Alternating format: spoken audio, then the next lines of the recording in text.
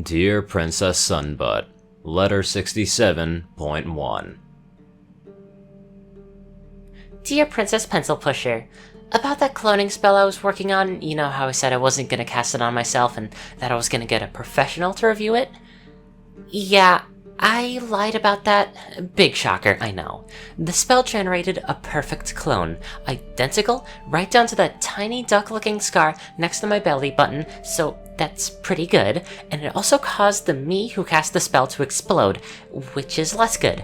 In fact, I'd venture to say it crosses into the territory of being bad.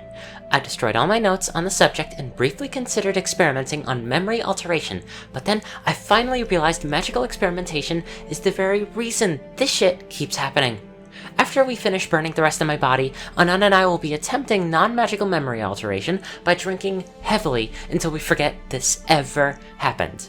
Your replacement student, Twilight II. From Her Royal Highness Pencelestia, RE Letter 67.1. No.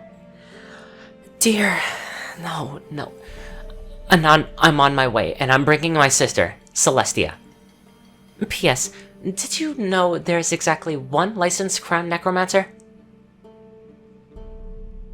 Letter 68. Hello, Celestia.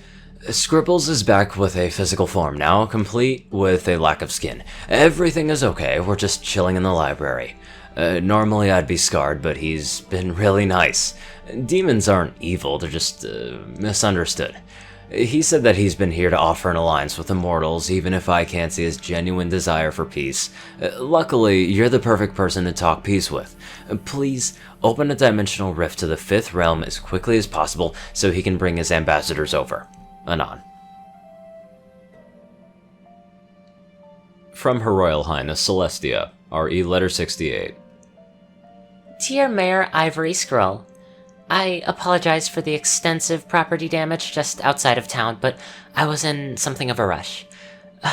A naughty denizen of one of the lower realms needed an ever so slight bit of corrective action.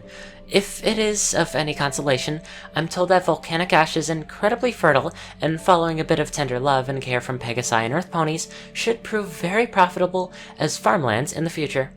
The Crown will of course reimburse reconstruction for the resulting earthquakes, and remember that though cowering demonic beings are adorable, they are not pets.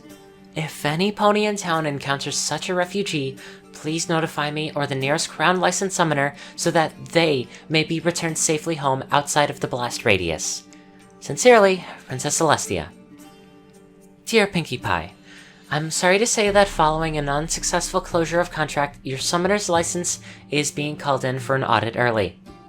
I don't care how sinfully chocolatey your confectionery can be, if you can't use it responsibly, you lose the privilege. Especially since now we have another plane with a restraining order against us. Your friend, Princess Celestia.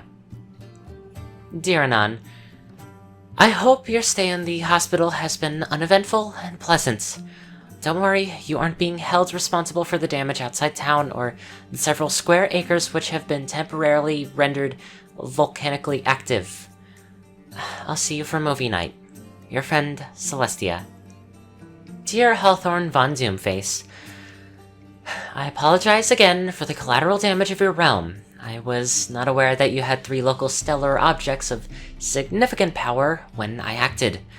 I realized that apologies do not bring back the dead, but I believe your realm was listed as one of those with active reincarnation cycles, and therefore, I hope that when the council can reconvene after its next iteration, you elect to reconsider the Do Not Summon order.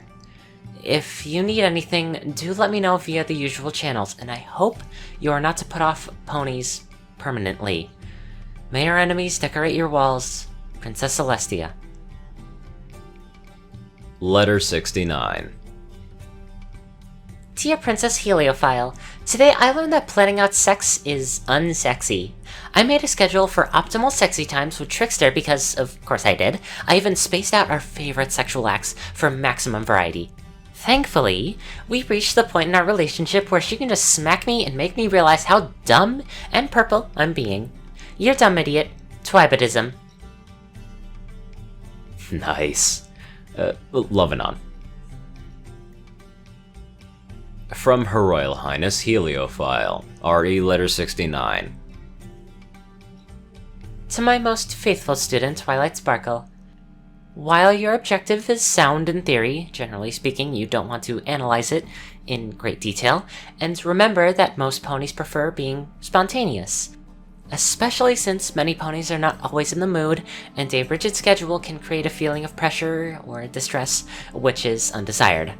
So rather than an itinerary, you should perhaps consider an ordered checklist for your own records. Your loving mentor, Princess Celestia. Letter 70. Dear Princess Palehorse, I know you're busy with the World Summit and all, but we got some Freaky Friday meets weekend at Bernie shit going on right now. My body is currently locked in a spatial rift, so that's problem number one. Problem number two, my body and soul have separated for some reason. I suspect the rift only allows physical matter to pass through, so something metaphysical, like one's soul or consciousness, would be pushed out. We'll research later. Probably number three, my soul can't exist in the physical plane without a body, so it's attached itself to a pony named Corn Cobbler. Problem number four, Corn Cobbler died last night. So yeah, sad for him and all, but I'm stuck puppeteering a corpse until I can get my own body back. My only saving grace in the situation is the fact that Anon, bless be his big handsome brain, believed me when I explained what was going on. He realized the only other person who moves corpses around semi-regularly was missing, so the story made sense. My initial plan was to wait it out until the spatial rift reopens, but I have no way of knowing exactly when that will happen since Cornhole here is a mule. Was a mule. Whatever, it doesn't matter. The point is, I don't have magic, so I'm pretty much humping the line between sanity and complete mental breakdown at the moment. To top it all off, no one but Anon and myself know Corn Cobbler is dead, so I have to somehow convince people I'm him and not a reverse abortion. That's gonna be tough when my very existence is a slap in the face to God, not to mention the fact that my acting skills suck more dick than Shutterblush. We'll figure something out. Maybe. I just wanted to let you know what was happening in case you could sense the accidental necromancy. Your undead mule, Corncob Sparkle. From Her Royal Highness Pale Horse, RE letter 70. To my most faithful student, Twilight Sparkle. Twilight, I will choose to believe that neither you nor your actions have caused the spatial rift, nor the eventuality of you falling into one. I will also choose to believe that all of recorded equestrian history is lucky enough to have never encountered a similar circumstance, or at least never quite managed the portion of reattaching the soul to a cadaver, apparently without access to magic. I choose to believe these things because Discord disavows all involvement. So, Luna's on a business trip at the moment, so do try to avoid causing another zombie panic, and I'm afraid my skill in necromancy extends to identifying it and eradicating it with extreme prejudice. Please bear in mind that you are currently classified as undead, so do avoid the usual countermeasures until Luna can sort this out. Your loving mentor, Princess Celestia. P.S. Twilight, I love you, but you're why I cannot take a vacation. Letter 70.1. Dear Princess Celestia, the spatial rift reopened shortly after sending the previous letter, and my body seems to have suffocated inside. Anon is moving it to a more secluded location as I write, and I thank Harmony and all the heavens above that Spike isn't here to see this. I'm trying to find someone to cast the cloning spell on my corpse. In theory, no one will die this time, and the soulcaster won't be cloning themselves, so they won't have to deal with the magical strain of sharing a soul across two bodies. And Corn Cobbler doesn't count because he's already dead. Let me know if you have any suggestions for potential candidates. Your faithful, if incapacitated student, Twilight Sparkle. From Her Royal Highness Celestia, RE letter 70. Luna, I know you're busy, but things are starting to get weird over here. Twilight's apparently turned into an incorporeal undead, possessed a corpse, found her old body, she was forced out to suffocate. and is now attempting to use that explosive spell you declared deplorably messy last time. Supposedly, no pony should be killed this time. I could use some advice about how freaked out I should be. Love, Celestia. To my most faithful student, Twilight Sparkle.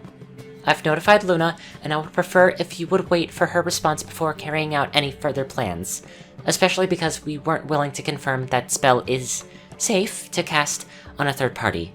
Your loving mentor, Princess Celestia. Letter 70.2. Dear Princess Celestia, scratch that last one, we got Trixie to cast it. It just made another dead me. If you could send Princess Luna down to help as soon as she is available, I would be so grateful. Your faithful student, Twilight Sparkle. P.S. Is it still necromancy if we're only trying to return an unintentionally dissipated soul to a copy of its original body? The legal definition seems vague enough that one could argue that this isn't technically illegal. From Her Royal Highness Celestia, RE Letter 70.2. Luna, I don't care how much fun you're having closing that Tartarus gate, get it done because they aren't waiting. Your loving sister, Celestia. To my most faithful student, Twilight Sparkle. Twilight, I'm very glad your mare friend Trixie survived the experience of casting the spell, and will update the archives. Seriously though, Twilight, Luna is wrapping up her business trip and will be there soon. And for the record, yes, this is technically necromancy, and for the record, there are crown assets in place to curb an undead uprising with extreme prejudice. I cannot legally protect you if this gets out of hoof, Twilight. Please be safe, Princess Celestia. Letter 70.3. Dear Princess Certainly Upset. Don't send Luna, we got it. I had Trixie clone my corpse again, then zap it with enough electricity to kickstart my heart. Our motley crew is cleaning up Corn Cobbler and my other two bodies, so everything will be okay, as long as no one speaks of this ever again. We told Corn Cobbler's family that he wandered into the Everfree and was devoured whole by a manticore. It's more believable than, well, less tragic than what actually happened. Your aspiring lich, Twilight the Third. Or Fourth. From Her Royal Highness Very Upset, RE Letter 70.3. Luna, do you remember you thought defibrillation should be classified as a necromantic usage? I'm sorry I doubted you. It would make a lot of life-saving equipment very hard to justify legally, however. Turns out, Twilight managed to get herself alive again. Somehow. Seriously, could you make sure she's not technically a ghost possessing herself? Love, Celestia. To my most faithful student, Twilight Sparkle. I'm sending my sister anyway because this entire ordeal needs some pony qualified to appreciate just how bizarre today has been. I can understand why you informed that poor family of the story that you did, but I do rather wish that you had chosen a story which featured him going painlessly to make mourning less unpleasant. Please go to bed, Twilight. I'd like to take a few hours to get a drink. Anon, please prepare for immediate teleportation upon receiving this letter. Your loving mentor, Princess Celestia.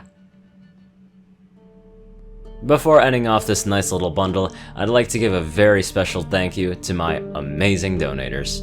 Yoshi Super Saiyan 2, Peter Coulthard, Nicholas Springthorpe, dospo, David D. Sanchez, Dwight Cornel, Gagi, Secret Moon, Starlight Glimmer, Trey, Pokekiller Zach, Soul Dragon, Dak Britton, and Joe Piercy.